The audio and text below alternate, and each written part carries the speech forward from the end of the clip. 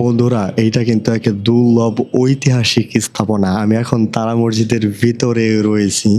আর এটা আমাদের আমি মনে করি বিবর্তনের এক জীবন্ত দলিল।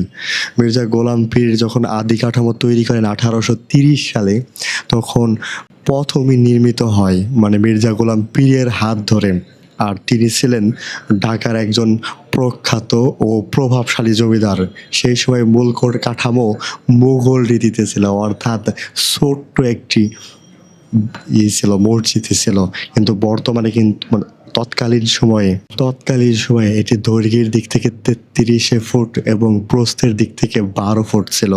আর 3 গম্বুজ যেই মসজিদটি ছিল সেটি কিন্তু মাঝখানে ছিল মানে বড়। আর তেমন কিন্তু আসলে এখন যত বড় দেখতেছি আর এতটা ঝকঝকে চিনি টিকরি বা তারার কাজ দেখতেছি এতটা কিন্তু ছিল না, বরং সাধারণত চুন সুরকি সাদা রঙের ছিল। আর আলী যে বৈপ্লবিক পরিবর্তন করেন 1926 সালের, মানে মসজিদটি যে এতটা জনপ্রিয়, সেই জনপ্রিয়র মূল কারিগরই কিন্তু ব্যবসায়ী আলীজান ব্যাপারী। 1926 সালে তিনি এর আমূল সংস্কার করেন। কেননা দেখতেই পাচ্ছেন যে মসজিদটি কতটা ঝকঝকে, বিশেষ করে চিনি টিকরির কথা না বলতেই নয়। জাপান এবং ইংল্যান্ড থেকে শত শত চীনামাটির প্লেট, গ্লাস এবং টাইলস আমদানি করে সেগুলো ভেঙে টুকরো টুকরো করে দেওয়ালে মোজাইকে করা হয়েছে। আর এই পূর্ব দিকে, বিশেষ করে আমরা স্বাভাবিকত প্রত্যেক মসজিদে ঢুকে থাকি পূর্ব দিকে বরাবর বা পূর্ব দিকে থেকে, এই পূর্ব দিকে যে প্রশস্ত বারান্দা, যা মসজিদের আয়তন কিন্তু আরও বাড়িয়ে দিয়েছে। মুঘল ঐতিহাসিক যে মসজিদগুলো আমরা স্বাভাবিকত দেখি, সেই মসজিদগুলো কিন্তু এতটা বড় থাকে না। যেহেতু বাংলাদেশ এখন জনসংখ্যা বহুল দেশ, তো এই ঢাকার প্রত্যেকটা পয়েন্টে কিন্তু হিউজ পরিমাণে জনসংখ্যা রয়েছে। এই সম্প্রসারণ, বিশেষ করে আধুনিক যেই সম্প্রসারণটা 1987 সালে দেশ স্বাধীন হওয়ার পর পর্যটনের কথা এবং মুসল্লিদের কথা চিন্তা করে করা হয়েছে, এটা কিন্তু আমি মনে করি বড় এক সিদ্ধান্ত ছিল। বিশেষ করে প্রত্নতত্ত্ব অধিদপ্তর মসজিদটিকে উত্তর দিকে বর্ধিত করে, ফলে 3 গম্বুজের জায়গায় এখন কিন্তু 5 গম্বুজের মসজিদে আমি এখন বসে আছি। নতুন গম্বুজগুলো সাদা মার্বেল পাথরের ঢাকা, আর দূর থেকে মসজিদের আভিজাত্য বাড়িয়ে দিয়েছে। যদিও বাইরে থেকে আপনাদেরকে মসজিদটি দেখাতে পারিনি, ঢাকা রয়েছে মসজিদটি ত্রিফল দিয়ে।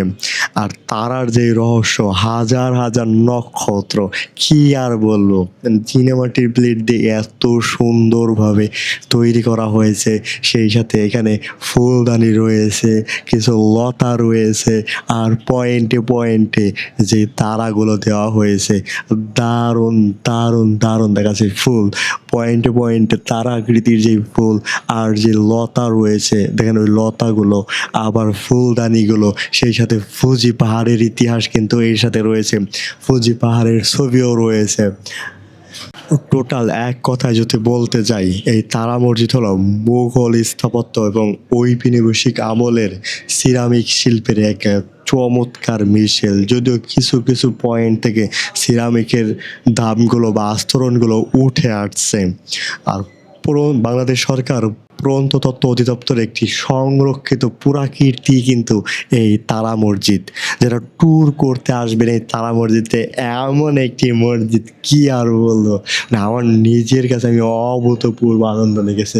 মানে এতটা বড়, আমি কিন্তু মুঘল কীর্তি যতগুলো মসজিদ দেখেছি, এত বড় মসজিদ তো খুবই খুবই ভালো লেগেছে। 3টে ইতিহাসের মধ্যে বিশেষ করে গোলাম পীর কর্তৃক প্রথম নির্মাণ এবং 1926 সালে আলীজান ব্যাপারী কর্তৃক এই চিনি টিকরি এবং মোজাইকের কাজ, এবং 5 গম্বুজের রূপান্তর 1987 সালে যখন এটার আধুনিক সম্প্রসারণ করা হয়েছে। এই বিশেষ বিশেষ কাজগুলোই কিন্তু এই মসজিদটিকে আরও সৌন্দর্য এবং আরও আধুনিক মসজিদ হিসেবে রূপান্তর করেছে। তো চলুন এখন টোটাল মসজিদে ঘুরে দেখব মসজিদের কোথায় কোন পয়েন্ট কেমন দেখতে এবং কেমন আছে। এইটাই হলো তারা মসজিদের ফার্স্ট গেট, যা গ্রিলের আবরণ আটকানো থাকে। তো এখন আসরের সময় শান্তর সময়। তো এখন কিন্তু মসজিদের গেটটি খোলা আছে এই সামনের দিকে যদি দেখি। তো আসরের নামাজ শেষ করে মুসল্লিরা এখানে বসে রয়েছেন। তো নামাজ শেষ করে তারা গল্প গুজব এবং আলাপ আলোচনা করছে। তো এখানে সামনেই যে মাঠটা, বিশেষ করে এখানে একটা বড় গেট এবং পাশেই ছোট একটা গেট। আর সেই পথে ঢুকলে কিন্তু এমন একটি পানির চৌবাচ্চা বা পানির ফোয়ারা দেখতে পাবেন, যা তারা মসজিদের তারার প্রথম যদিও এখন ইফতারের সময় এখন কথা বলাটা আসলে তা অতটা ভদ্রতার সামিল হয় না।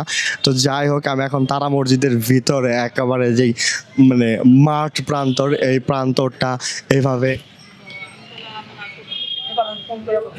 ঢেকে দেওয়া হয়েছে। এই যে আবরণ দেখতেছেন, এই আবরণ দিয়ে ঢেকে দেওয়া হয়েছে এইভাবে। এই যে আবরণ রয়েছে, এই আবরণ দিয়ে ঢেকে দেওয়া হয়েছে। আর দেওয়ালটা দেখেন দেওয়ালটা কত সুন্দর নকশা করা হয়েছে। যেই কথা আমরা আগেও বলছিলাম যে ভেতরকার ডিজাইনটা কত সুন্দর করে করা হয়েছে। অনেকেই নামাজরত অবস্থায় আছেন। তো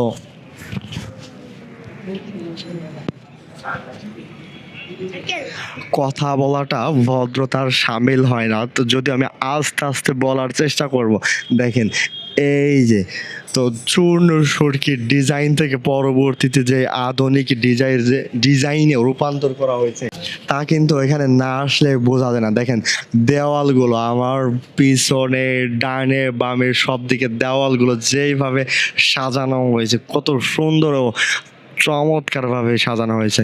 তো বাইরে যারা নামাজ পড়তেছে, আমি একটু ভেতরের দিকে যাব, ভেতরেরটা দেখানোর চেষ্টা করব। অনেকেই কোরআন পড়তেছেন।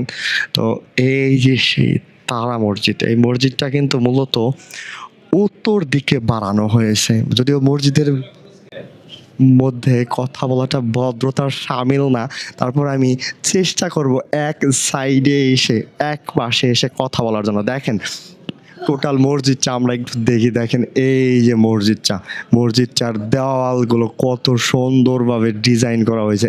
এই যে দেখেন এই যে ডিজাইনগুলো, তৎকালীন সময়ে এই ডিজাইনগুলো কিন্তু সাধারণ যে মুসল্লি আছে, এই মুসল্লিদের মনে আলাদা উদ্দীপনা ও কৌতূহল জাগিয়ে তুলতো।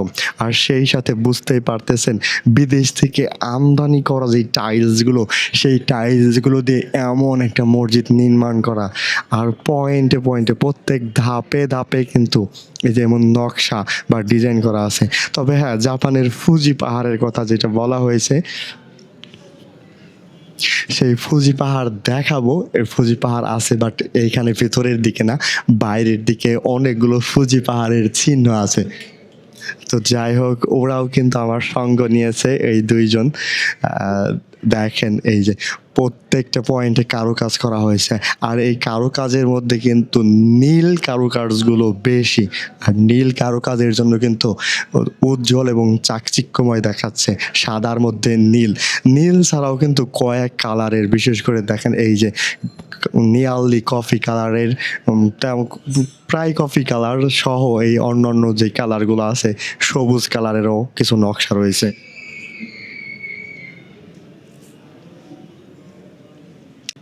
আর এই যে আমার এই পাশে যে ইয়েগুলো দেখতে পাচ্ছেন, মানে সিরামিকের যে আবরণগুলো, মনে হবে যেন কাচের বোতল ভেঙে ভেঙে দেওয়া হয়েছে।